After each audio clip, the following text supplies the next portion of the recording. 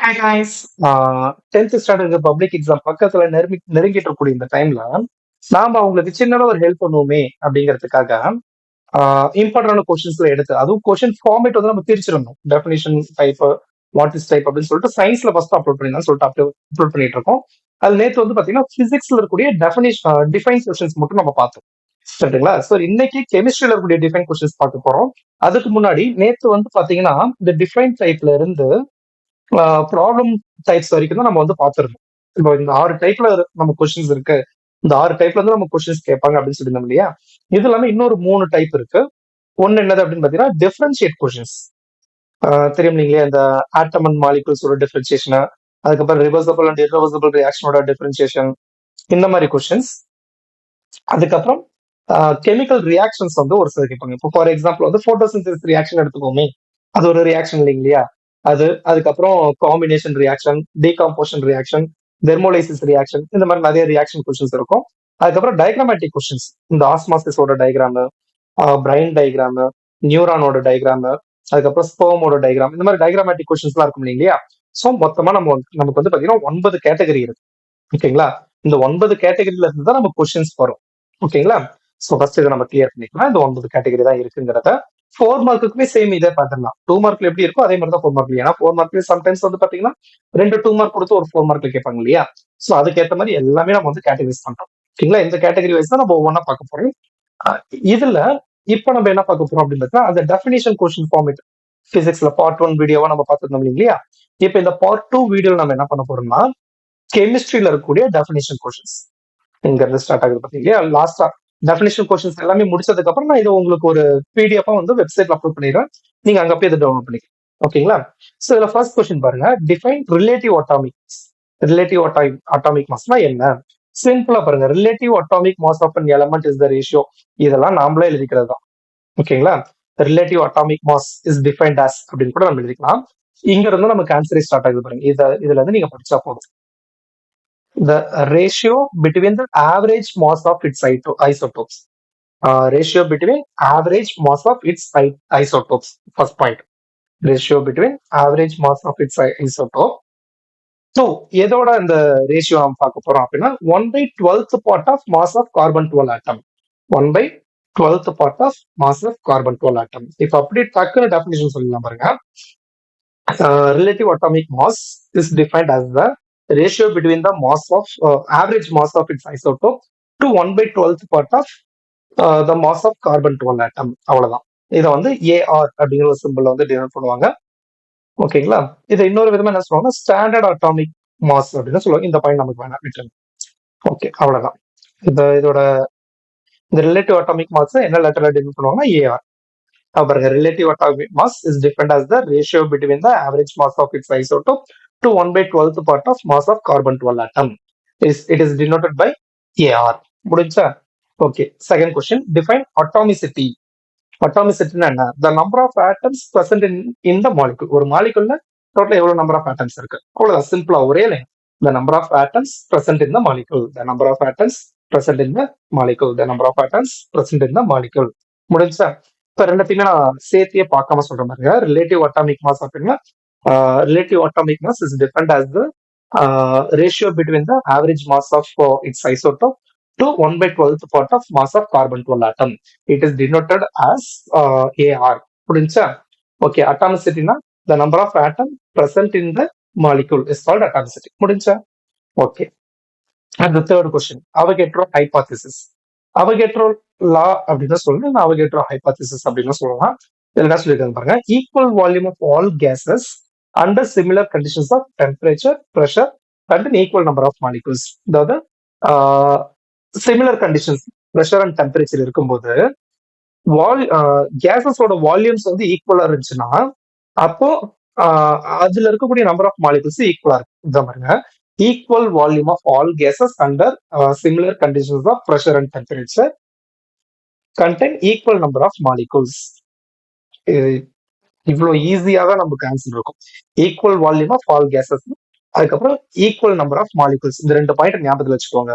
நடுவுல வந்து similar conditions of pressure and temperature. அவ்வளவுதான் முடிஞ்சு. இப்ப பாருங்க, நான் பார்க்காமே சொல்றேன். Avogadro hypothesis or Avogadro law states that equal volume of all gases under similar conditions of pressure and temperature contain equal number of molecules. அவ்வளவுதான். இப்போ மூணுத்தையும் ப்ரிப்பேர் செய்யலாமா? ரிலேட்டிவ் அட்டாமிக் மாஸ் அப்படின்னா relative atomic mass is defined as the ratio between the average mass of its isotope to 1/12th part of mass of carbon 12 atom. It is denoted as Ar. முடிஞ்சா? அடுத்து atomicity அப்படின்னா the number of molecules, the number of atoms present in the molecule. The number of atoms present in the molecule is called atomicity. அதுக்கப்புறம் Avogadro hypothesis or Avogadro law எப்படின்னு சொல்லலாம். Equal volume of all gases under similar conditions of pressure and temperature contain equal number of molecules. அவ்வளவுதான். முடிஞ்சா? 3 question முடிச்சிட்டோம். அடுத்து 4th question பாருங்க. Atomic radius. Atomic radius of an atom is defined as, இங்க இருந்து நீங்க படிச்சுக்கணும், the distance between the center of its nucleus, the distance between the center of its nucleus and the outermost shell containing the valence electron. அவ்வளவுதான். இப்போ ஈஸியா சொல்லணும். The distance between the center of its nucleus and the outermost shell containing the valence electron. ஓகேவா? அப்ப atomic ரேடியஸ்லாம் பாருங்க. ஒரு தடவை தான் படிச்சோம், 2 தடவை தான் படிச்சோம். இப்ப என்னால டக்குன்னு சொல்ல முடியும். நீங்களும் அந்த மாதிரி படிச்சீங்கன்னாவே உங்களால முடியும். 2 பாயிண்டா பிரிச்சுக்கலாம்.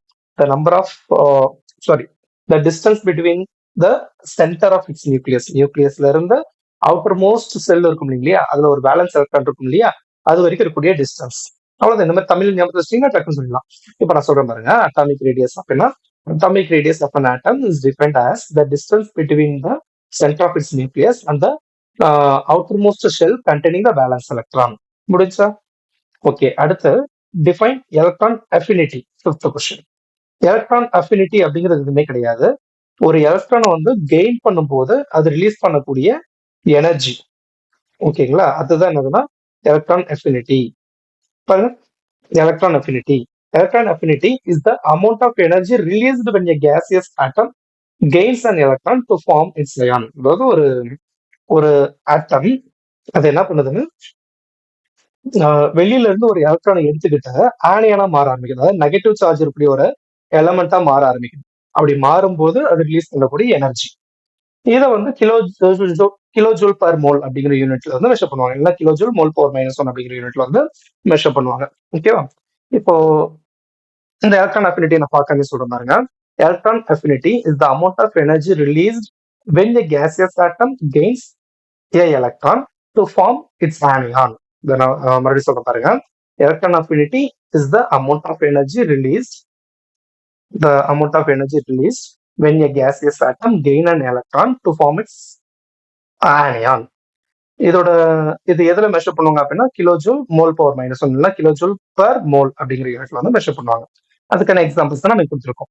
ஏங்கிற ஒரு ஆட்டம் இது வந்து எலக்ட்ரான் எடுத்துக்கிட்டு A- மாறும். இது நம்ம ஏதாவது ஒரு ஆட்டம் வச்சு பார்க்கணும், ஒரு எலமெண்ட் வச்சு பார்க்கணும் அப்படின்னா குளோரின் இது எலக்ட்ரான் எடுத்துட்டு Cl- அயனா மாறிடும். ஓகேங்களா? ஓகே. இப்போ இந்த atomic radius and electron affinity ரெண்டுத்தையும் சேர்த்து சொல்றேன் பாருங்க. Atomic radius of an atom is defined as the distance between the center of its nucleus and the outermost shell containing the valence electron. முடிஞ்சா? அதுவே எலக்ட்ரான் அஃபினிட்டி அப்படிங்கிறது என்ன பாருங்க. Electron affinity is the amount of energy released when a gaseous atom gain an electron to form its anion. It is measured in kilojoule mole power -1. முடிஞ்சா? Okay. இந்த எக்ஸாம்பிளையும் நம்ம எழுதிக்கணும். Okay. அடுத்து define alloy. Alloy is a homogeneous mixture of 2 or more metals. Alloys is a homogeneous mixture of 2 or more metal. இது ஒரு point. முடிஞ்சா? அப்படி இல்லைன்னா one or more metal contains non-metallic element. One or more metals contains non-metallic elements. Okay. ரெண்டே point தான். முடிச்சு பாருங்க. Alloy is a homogeneous mixture of 2 or more metals. Alloy is a homogeneous mixture of 2 or more metal. First point முடிஞ்சு. அப்படின்னா one or more metals with contain non-metallic elements. One or more metal with contains non-metallic elements. அவ்வளவுதான். அடுத்த define solution. Solution same அதே மாதிரி தான். Solution is a homogeneous mixture of two or more substance. Solution is a homogeneous mixture of two or more substance. இதுக்கு உங்களுக்கு என்ன வித்தியாசம் பாருங்க, two or more metals இருக்கு, இங்க two or more substance இருக்கு. அப்போ ஒன்னு படிச்சீங்கன்னா இன்னொன்னு ஈஸி.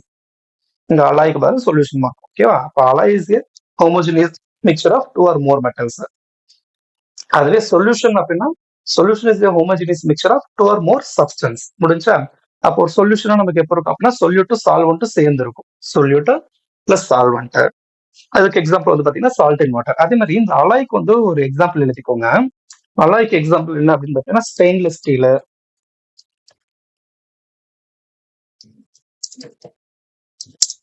அதுக்கப்புறம் சோடியம் அமால்கம், எல்லாமே அலாய்க்கான ஒரு எக்ஸாம்பிள் தான். ஓகேவா? ஓகே, ரெண்டு கொஸ்டின் புரிஞ்சா? அலாயும் சொல்யூஷன் மறுபடியும் சொல்லிடலாம் பாருங்க. அலாய் அப்படிங்கிறது an alloy is an alloy is the homogeneous mixture of two or more metals or one or more metals with contain non-metallic elements. புரிஞ்சா?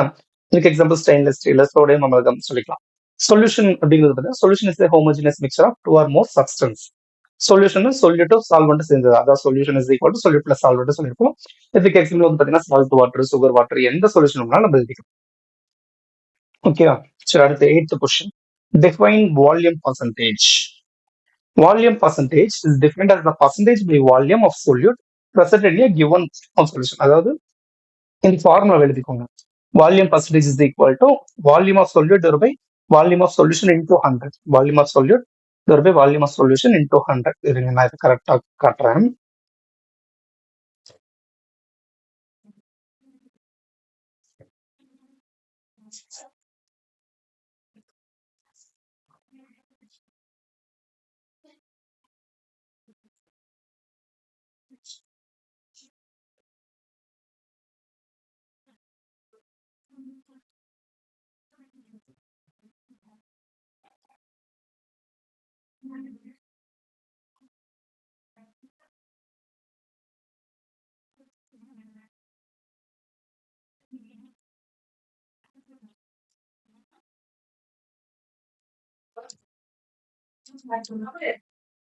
நிமிஷம்.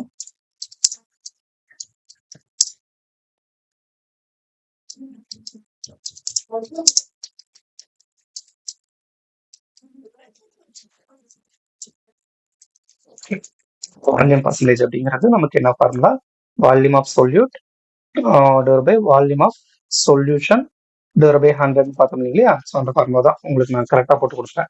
இப்போ இதோட டெஃபினேஷன் வந்து உங்களால ஈஸியாக எழுத முடியும் பாருங்க.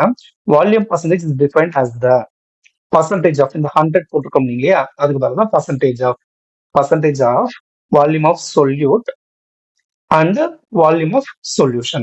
Volume of solute present in a given volume of solution இருக்கு இல்லையா, நம்ம அதுக்கு பதிலா and volume of solution போட்டாவே போதும். ஓகேவா? அப்போ volume percentage is defined as the percentage by volume of solute present in the given volume of solution. முடிஞ்சா? வால்யூம் பர்சன்டேஜ் இதுக்கு பக்கத்துல is defined as the, முடிஞ்சா?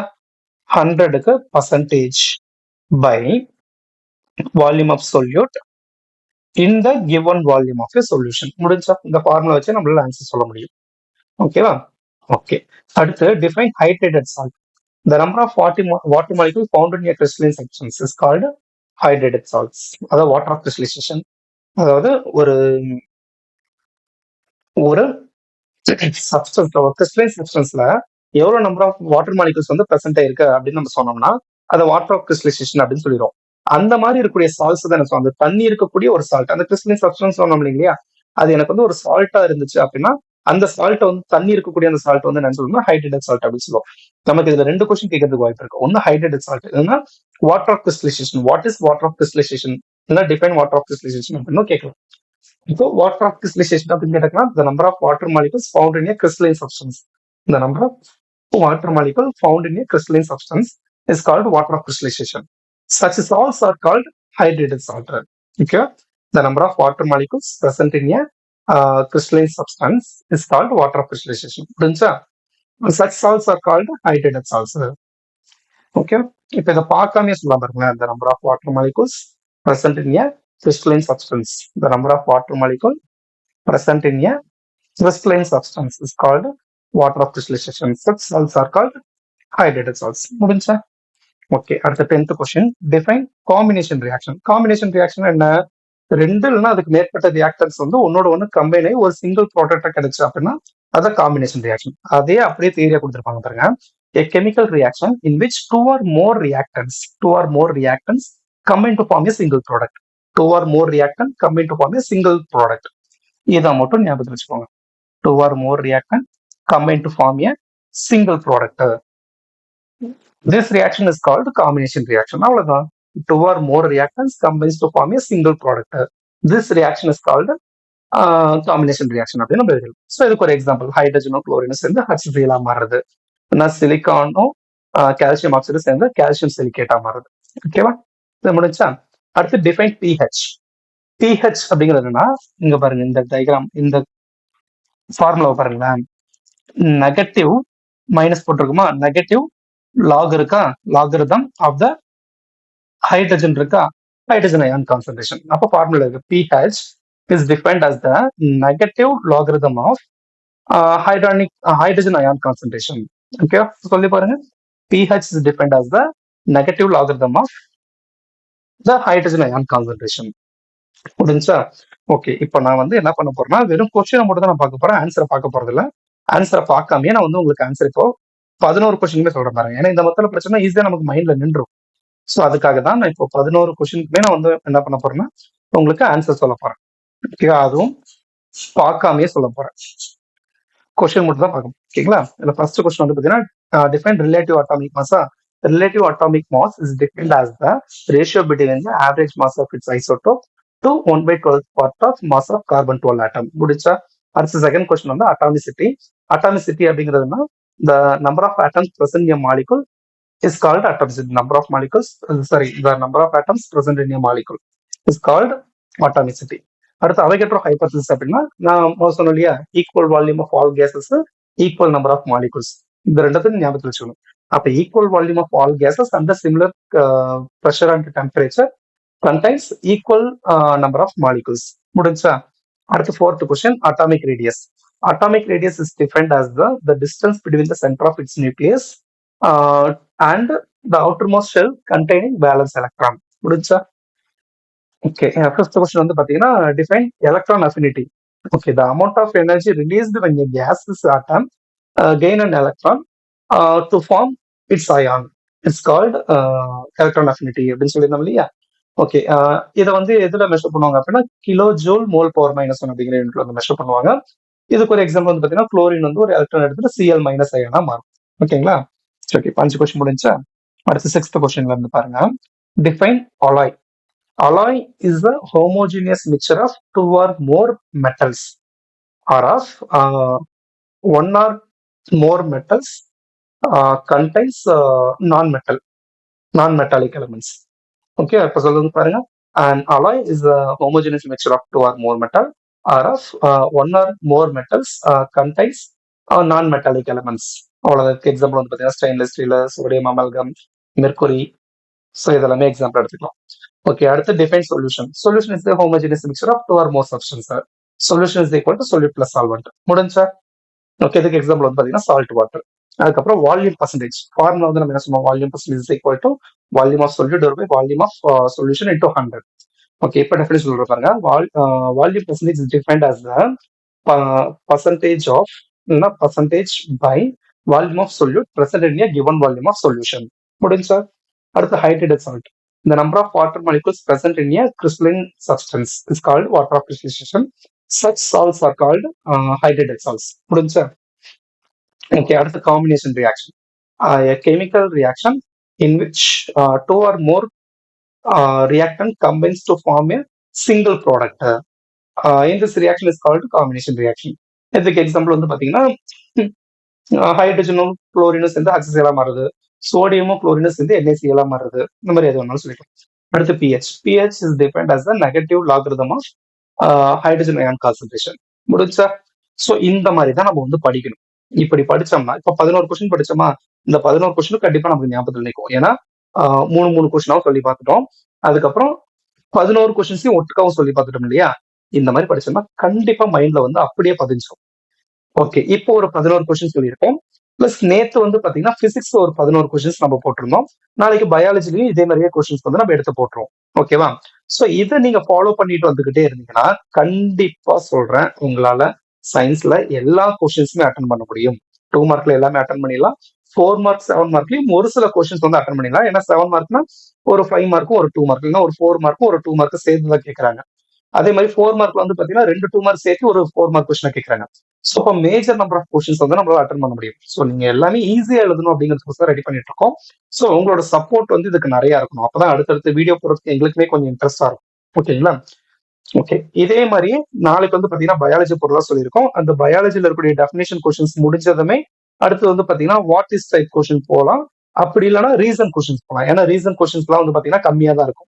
ஒரே வீடியோலயே பிசிக்ஸ், கெமிஸ்ட்ரி, பயாலஜி 3மே நம்ம வந்து போட்டுறலாம். ஓகேங்களா? சரி, அது எதுங்கிறத நான் டிஸ்கஸ் பண்ணி உங்களுக்கு போடுறேன். இது வந்து உங்களுக்கு நீங்க வந்து ஃபுல்லா படிச்சிருக்கீங்க அப்படின்னா ப்ராப்ளம் இல்ல. ஆனா இப்பயுமே நெறைய பேர் வந்து படிக்காமயே இருப்பாங்க இல்லையா? யாராவது இந்த மாரி கூட உட்கார்ந்து சொல்லிக் குடுத்து படிக்க வச்சா நல்லா இருக்கும் அப்படின்னு தோணும் கண்டிப்பா ஒரு சிலருக்குலாம். சோ அவங்களுக்காகவே ஸ்பெஷலா தான் நம்ம ரெடி பண்ணிட்டு இருக்கோம். சோ அந்த மாரி உங்க ஃப்ரெண்ட்ஸ் யாராவது இருந்தாங்கன்னா உங்களுக்கு மறக்காம ஷேர் பண்ணிருங்க. இதுவரைக்கும் நம்ம சேனல சப்ஸ்கிரைப் பண்ணாம இருந்தீங்கன்னா சப்ஸ்கிரைப் பண்ணிடுங்க. உங்க ஃப்ரெண்ட்ஸ் எல்லாத்தையுமே சப்ஸ்கிரைப் பண்ண சொல்லிருங்க. ஓகேங்களா?